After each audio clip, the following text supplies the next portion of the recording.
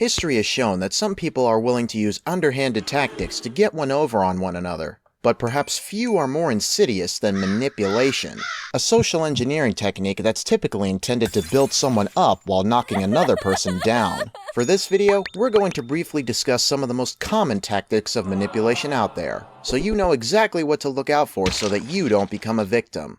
The first one I got for you today is love bombing. Imagine being showered with affection, attention, and praise by someone who seems too good to be true. They're making grand gestures, buying you gifts, and talking about your amazing future together. Sounds pretty good, right? Wrong. This is a classic tactic used by abusers and cult leaders to gain power and control over their victims. Once they've got you hooked on their love, that's when they start to manipulate and exploit you. Remember, love is sweet and all, but when someone's pushing a little too hard too fast, it might be time to back out. Next on the list is gaslighting. This tactic is straight out of the movie Gaslight, hence the name, where a husband manipulates his wife into thinking she's losing her mind.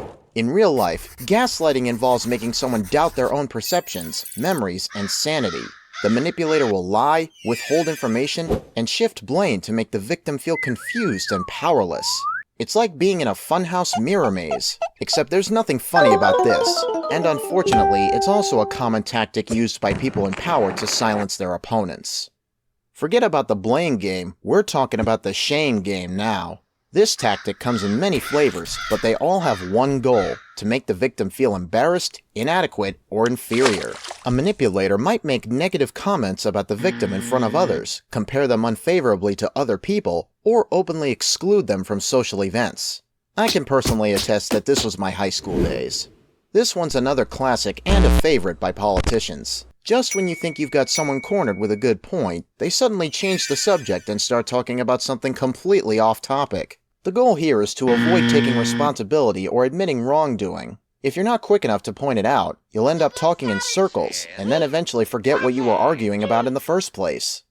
This one is becoming infuriatingly common. Playing the victim is when a manipulator acts like they're the one being wronged or hurt, when in reality, they're the guilty party. They'll blame their actions on anything but themselves, seek sympathy, and avoid taking any responsibility. Sometimes offense is the best defense, but when your offense is crocodile tears and woe is me, you might as well be running into a brick wall.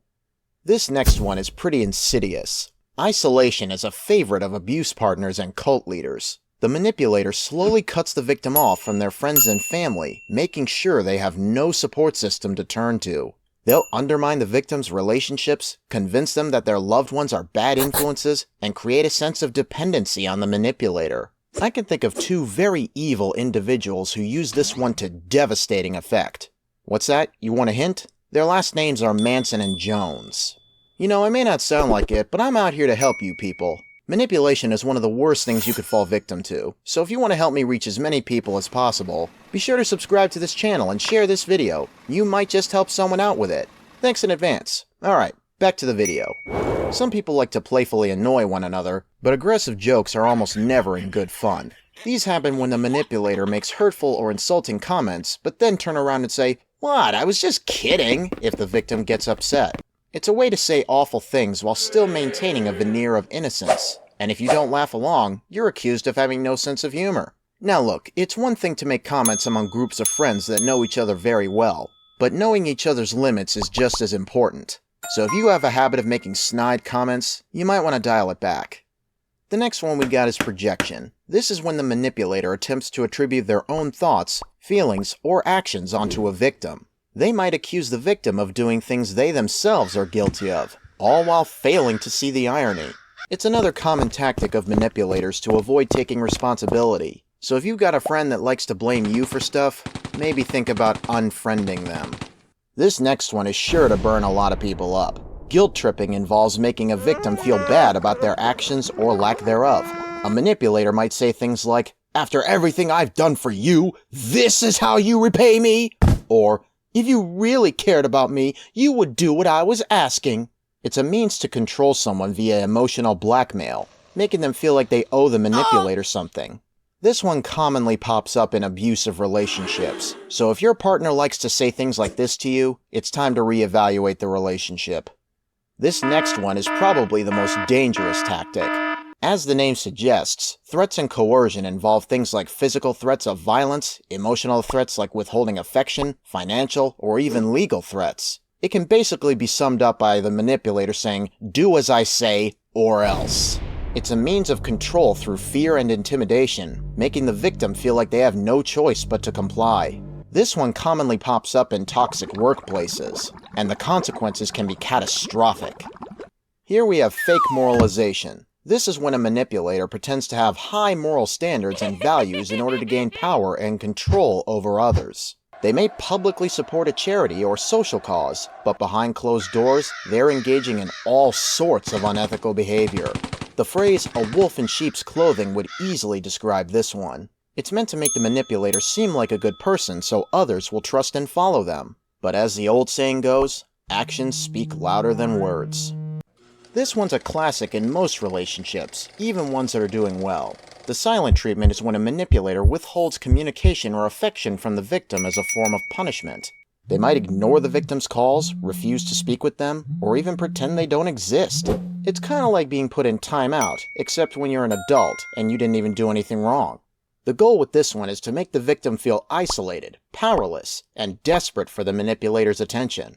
Now this doesn't extend to when you mess something important up and your spouse gives you the silent treatment for a while. It's when this behavior becomes a constant that there's a problem. Then we have infantilization. This involves treating a victim like a child or infant, often using hyper-patronizing language and intense micromanagement. The manipulator might tell the victim what to wear, what to eat, or who they can hang out with. It's like having a toxic parent except when you're a grown adult. Sometimes it may even be your parents who are guilty of this. The goal is to make the victim feel small, helpless, and dependent on the manipulator. They'll commonly try to frame it as an endearing treatment, but far more often, something sinister is at play.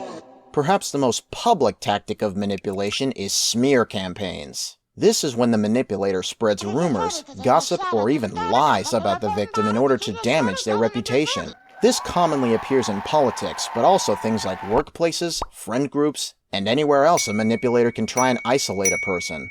They might twist the victim's words, take things out of context, or even make up false accusations. These can be very damaging to a person's life, especially if a victim is accused of something that many people hold morally reprehensible. And sadly, in the age of social media, smear campaigns are all the more common. Here's one many in relationships are familiar with. Emotional blackmail involves using threats, guilt, or other forms of emotional manipulation to control the victim. The manipulator might say things like, "If you leave me, I'll hurt myself," or "If you don't do what I want, I'll tell everyone your secrets." It's a way to hold a relationship hostage, making the victim feel like they have no choice but to comply. And unfortunately, oftentimes, it's a lose-lose, as the manipulator will often follow through on their threats, no matter what the victim does. Next up is ghosting. This one's a bit different from the other tactics we've discussed because it's not always a form of manipulation. Sometimes people ghost others simply because they're too afraid to have a hard conversation. But when it's used as a manipulation tactic, it can be really hurtful. The manipulator will suddenly cut off all communication with the victim, leaving them feeling confused, rejected, and abandoned. It's like a magician's disappearing act. Instead of a rabbit, it's your relationship. On the flip side, if it's the victim doing the ghosting, depending on the situation, it may actually be a good option. The next one is almost as insidious as threats. Playing on insecurities involves exploiting a victim's fears, anxieties, and self-doubts in order to control them. The manipulator might make comments about the victim's appearance, intelligence, or abilities, all designed to make them feel small and powerless. Some people have that little voice in their head that constantly tells them that they're no good, except in this case, it's coming from someone else. The idea is to create constant self-doubt so that the victim is more likely to rely on the manipulator for validation and support. Remember folks, you determine your self-worth, not anyone else. This one can be prevalent in toxic workplaces. Shifting the goalposts involves changing criteria for success and achievement in order to avoid admitting wrongdoing or taking responsibility. The manipulator might promise a reward for completing a task, but then change the requirements at the last minute. It's like playing a game where the rules keep changing, and you can never quite win. The idea is to keep the victim constantly striving for an unattainable goal, so the manipulator can maintain control over them. If you have a boss or otherwise superior that likes to do stuff like this, you might consider changing jobs.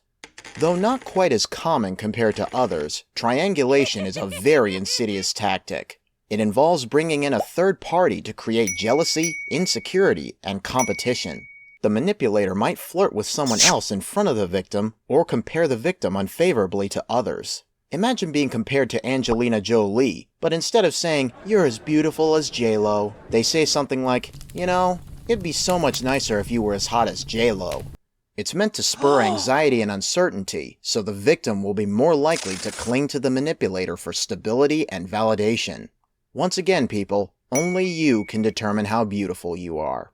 And with that, we come to the end of our tour through the dark underbelly of common manipulation tactics. Knowledge is power, so by learning to recognize those tactics, you can start to protect yourself from their influence. The best thing to do is to trust your own perception, set healthy boundaries, and seek support from friends and trusted loved ones. If you found this video helpful, or maybe even recognized a technique that someone in your life uses because of it, be sure to give it a like, subscribe to the channel, and share this video with others who may need the message it holds. And if you want to hear more about how to navigate the complexities of human relationships, be sure to hit that notification bell so that you never miss a video. Thanks for watching, and we'll see you next time.